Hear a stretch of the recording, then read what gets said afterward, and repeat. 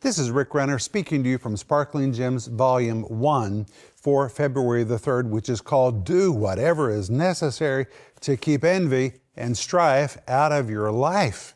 And our scripture is James 3:16, which says, "For where envying and strife is, there's confusion and every evil work."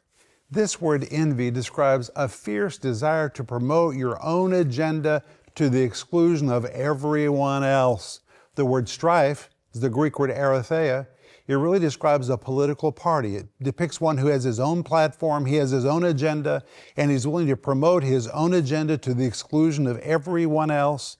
And the verse says, where these things exist, there is confusion and every evil work. And the verse could be rendered like this: for where there is a fierce desire to promote one's own ideas and convictions to the exclusion of everyone else's, it produces division so great that people end up taking sides and forming differing parties with conflicting agendas. This is a terrible event because it creates great unrest among God's people who should be united, and ultimately the whole situation becomes a stinking mess.